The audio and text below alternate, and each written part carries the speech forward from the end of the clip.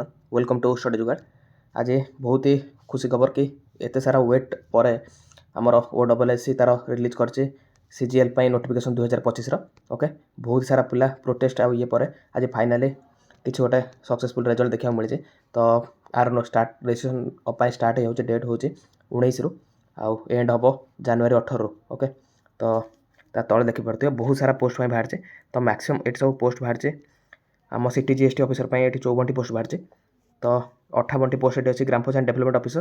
तो एमती तले भी गोटे गोटे दुटा एमती पोस्ट बहुत सारा अच्छे आप PDF पकईदेवी तो चेकआउट करेंगे।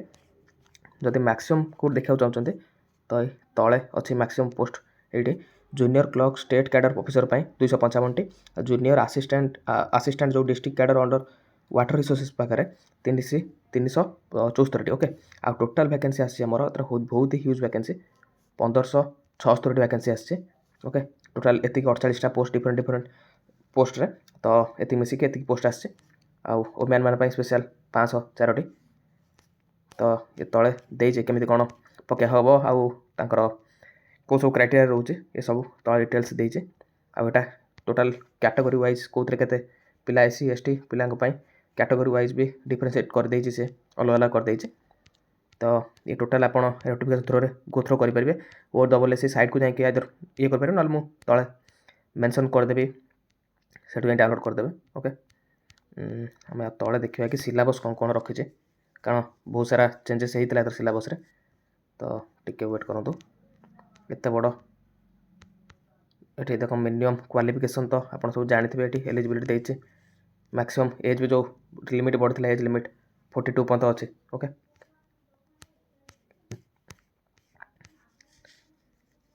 बहुत बड़ नोटिफिकेशन यहाँ।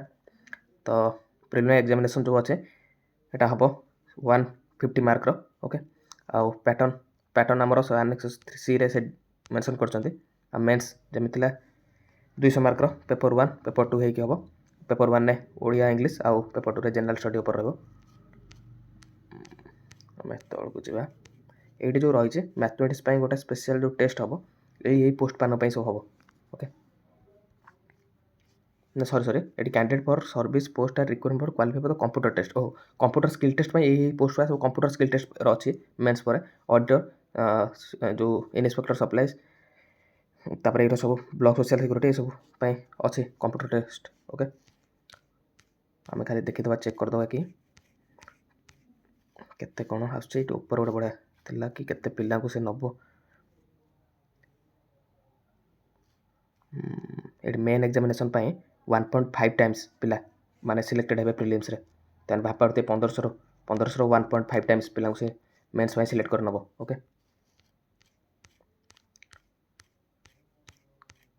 तो ये बहुत ही बड़ वैकेंसी कारण बहुत सारा ये पर प्रोटेस्ट पर फाइनाली OSSC तार बाहर करिया भी थिला डिसेंबर मास रे ही बाहर करियार थिला ही ताकर नोटिफिकेशनटा कारण ऑलरेडी बहुत ही लेट कर देथिले से माने आउ एटा दे देछि कौन कौन सब आपन को डॉक्यूमेंट लागिवो अपलोड पे। तो आप गो थ्रो जाई परिबे मु खाली सिलेबस आपन को मेंशन जणे दोछि।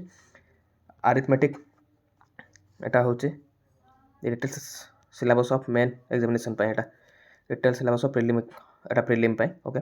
अरिथमेटिक पड़ो डाटा इंटरप्रिटेशन जो थिला लॉजिकल रीजनिंग अच्छी current event national international importance ये जोटा ऐड करचे यहीटा नुआ भाव ऐड करचे ओडिया इकोनॉमी ये जो पार्टा economy Odisha history Odisha geography ये पार्टा से नुआ कर ऐड करचे ओके।